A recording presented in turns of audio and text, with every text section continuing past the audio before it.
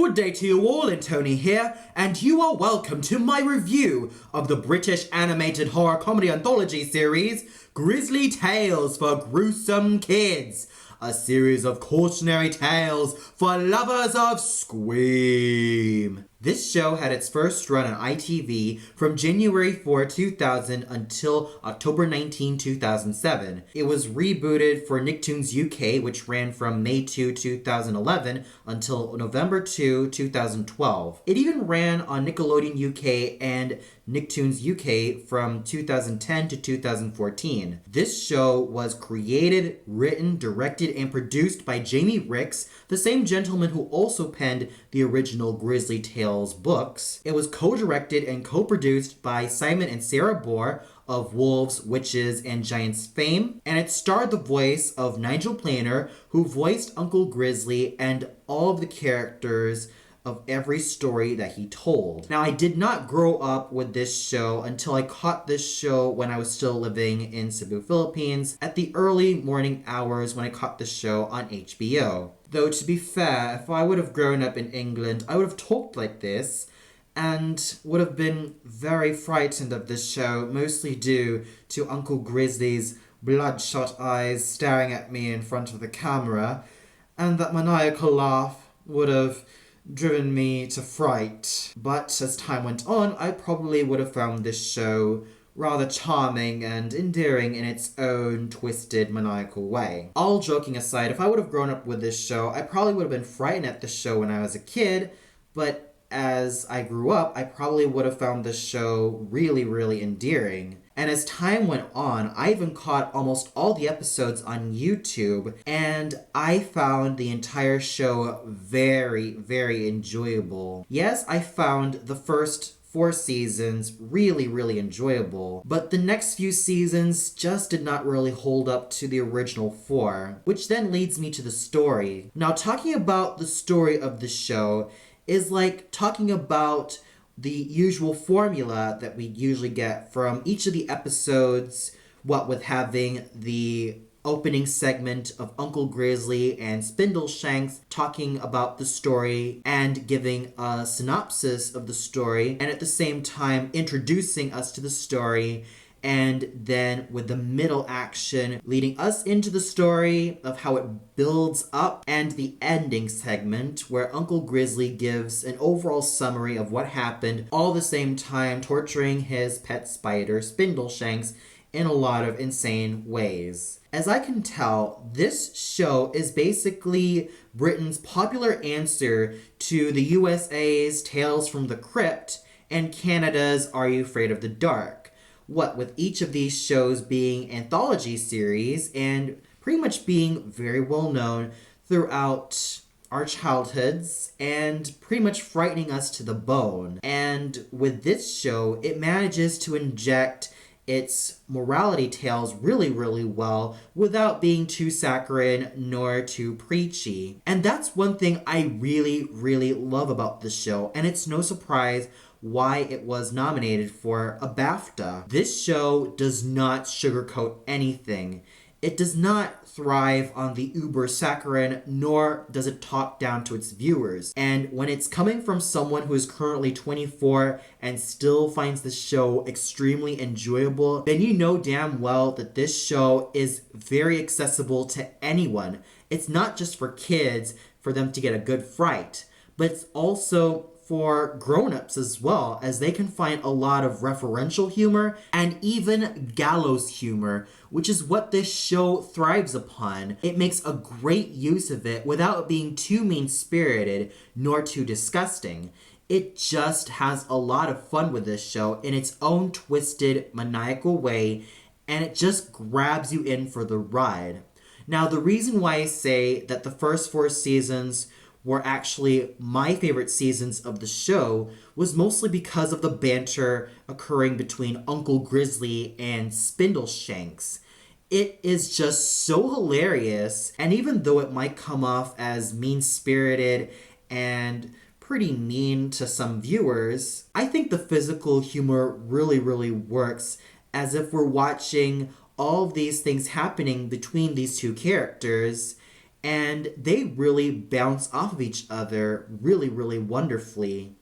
And more than anything, the stories themselves are basically just so thrilling to the bone, yet at the same time, very exciting without being too scary nor too lighthearted. It manages to find the balance between scary and hilarious in such a manner that makes it very endearing in its own special way, and it just has a lot of fun. So I'm not gonna mince words here. The stories found in this show were absolutely fun and they never left me bored.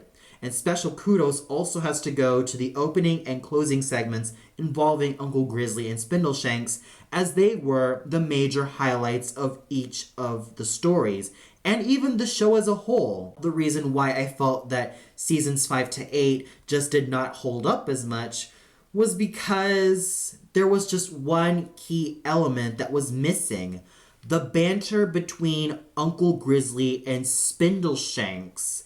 Now, that is basically the main core of the entire show, as these two are basically the catalysts of what make the show very, very endearing in its own special way. And without them, it's pretty much nothing. Because seasons 5 to 6 just mainly involve Uncle Grizzly just flicking on the camera and introducing the story and narrating, and with some episodes just having clips of Uncle Grizzly's maniacal laughter. That's just it. There's no banter between Uncle Grizzly and Spindleshanks from seasons 5 to 6, and it just left me thinking, what happened? Which I'll talk about when I talk about the animation. And seasons 7 to 8 introduced the Night Night Porter, who is basically Uncle Grizzly's half-brother, but he just didn't really add much to the show. And there are times that he does interrupt the story to really cut to him and really ask us, the viewers, what happens next. So, not gonna mince words here. The first 4 seasons, really, really great. The next 2 seasons, being seasons 5 to 6, didn't really hold up as much. And seasons 7 to 8 just didn't really grab me. So it's still a very enjoyable package overall, but my heart really has to go to seasons 1 to 4, mostly due to the banter between Uncle Grizzly and Spindleshanks. The animation is also the definitive highlight of what makes the show really, really enjoyable. Starting off with the first 4 seasons, it was hand-drawn, mostly in terms of the main stories. Now when we go to seasons 5 to 6, it then decided to use Flash animation. And season 7 to season 8's animation, well, let's just say it was with Flash animation, but the fact that the characters didn't really have any outlines just didn't make the show even appealing. Talking about the animation in terms of the opening and closing segments is also talking about the stop motion animation. And in terms of the first 2 seasons, Uncle Grizzly's character design is a lot more menacing, mostly due to how wide his eyes are and them being all bloodshot and absolutely frightening to watch. And then we go to the animation done from seasons 3 to season 4, in which his eyes aren't really bloodshot as they used to be, and he has a slightly darker skin tone. But he's still rather menacing to witness from beginning to end. Now, in terms of the Night Night Porter's design from season 7 to season 8, it is suitably frightening, and he does have a very strong presence on screen, which really does benefit the character, but as he is, he just didn't really grab me. And when we go to the 2D animation done from the first 4 seasons, it's very well done, as it flows naturally. It's almost like a children's storybook coming to life with all the pictures really coming into fruition and just entertaining us, the viewers. But then seasons 5 to 6 started off with Flash animation, and it just didn't really look appealing, mostly because the character movements come off as stiff and kind of jobby and a little bit wonky in terms of how they moved. And season 7 to season 8's animation, well, it didn't really look that appealing. So high marks to the first 4 seasons in terms of its really great animation, but seasons 5 to 6's animation was just mediocre at best. But season 7 to season 8's animation, nah, I was not really a fan of it. But I still have to give it credit for being very well done in terms of the character designs. And speaking of which, there were times that the character designs were reused even though the stories were rather different. Mostly because of the show's minimal budget and because they were also trying to save money in terms of animation and in terms of just reusing the character designs and even some of the locations. But regardless, I still have to give high marks for seasons 1 to 4's animation for being very superb. And the music is also very well done. I really love the opening and closing themes for the first 4 seasons, as they also have that menacing tone added to it. I could also say the same thing for seasons 5 to season 6's opening, even though it was also very different. And I also like season 7 to season 8's opening, which was also very creepy. So I really have to give high marks on the openings and closings from all the seasons for being suitably creepy and just a lot of fun to listen to. But I still have to give my high marks to the original opening to Grizzly Tales for Gruesome Kids for being wonderfully creepy and just wonderfully enjoyable. And the incidental music also used in each of the segments, whether it be the opening and closing segments or the main stories themselves, were also really enjoyable. They can range from bright and cheery in some of the moments to dark and creepy and absolutely erratic to the next, which really makes the show just fun to listen to, and it's just really enjoyable in terms of its music. Talking about the characters is essentially talking about Uncle Grizzly and Spindleshanks. Uncle Grizzly, much like his predecessor, the Crypt Keeper from Tales of the Crypt, comes off as a depraved kids show host. He is sadistic, he is absolutely maniacal, and at the same time, he's absolutely fun as a character. He has this sort of endearing quality to him that makes you love him even though you're supposed to hate him because of all the terrible things that he does to Spindleshanks, and also just of how menacing he is as a character. He's just a lot of fun, and he's brilliant in his own special way, mostly because of just that overall presence that he has on screen. Spindleshanks, he's also a very fun character to watch, mostly because even though I'm supposed to feel really bad of how Spindleshanks gets squashed or horribly mutilated and badly abused by Uncle Grizzly, I can't help but have a little bit of a smile on my face, mostly because this all has to do with the physical comedy being so well done by these two, and at times Spindleshanks does come off as kind of the instigator for some of Uncle Grizzly's irritations. But at the same time, these two really bounce off of each other wonderfully. And then when we go to each of the kids in the stories that Uncle Grizzly tells, they are, without a doubt, some of the brattiest kids I've ever witnessed. Some of the kids range from being lazy to absolutely annoying to just plain deplorable and absolutely unlikable. Each of the kids of the stories have their own qualities, each of them being vain or lazy, constantly shirking or constantly sulking. Each of the kids have certain qualities that may come off as horribly unlikable, but at the same time, you can't help but root for these kids to get their just desserts at the very end. And they get their just desserts in the most brutal of fashions, whether they get squashed or get turned to stone or gold, or even have parts of their tongues cut off, you name it.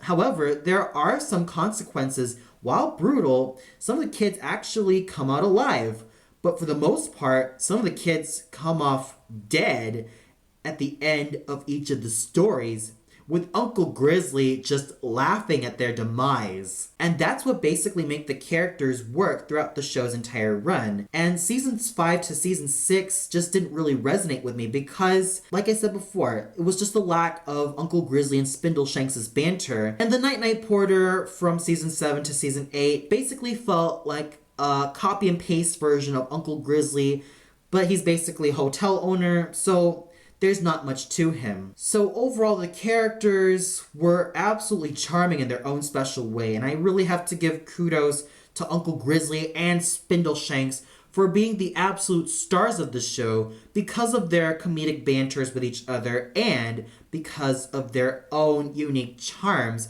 of what they have to offer on screen. And talking about the voice acting is basically talking about our main man, Nigel Planer. Now, Nigel Planer is a name that I'm sure a lot of British viewers will be familiar with.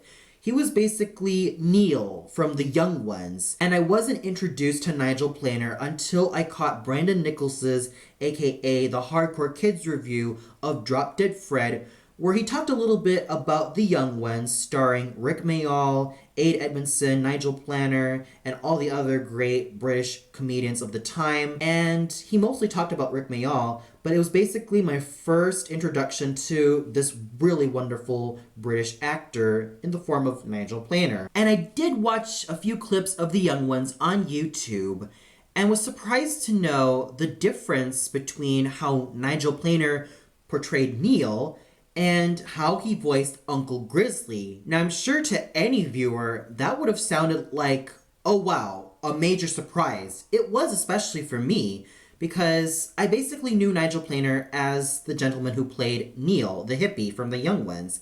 And to hear him voice Uncle Grizzly and almost all the characters of the show was just a testament to how versatile of an actor he truly is. With Uncle Grizzly, Nigel Planer gives him a very menacing tone, but at the same time, a tone that is quite endearing in a very strange manner. And in terms of each of the characters in the show, it's also very amazing of how he can also pull off accents.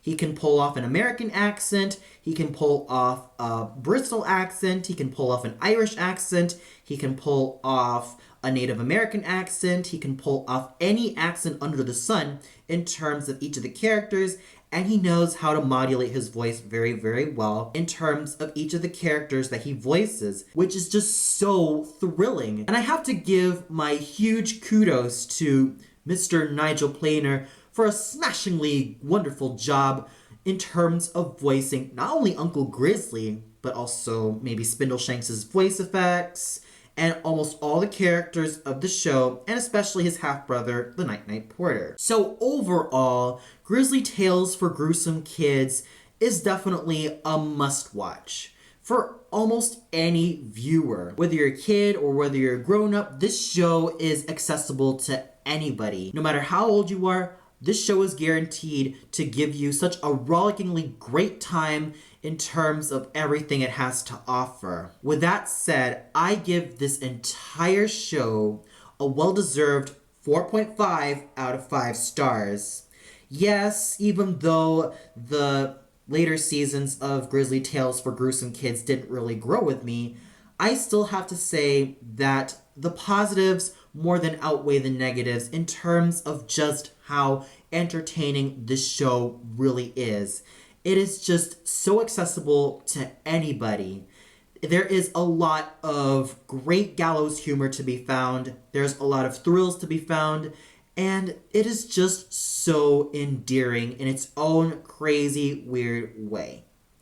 Well, that's all for now. Be sure to tune in later where I list my top 25 favorite Grizzly Tales for Gruesome Kids episodes. So until then, cheerio everybody!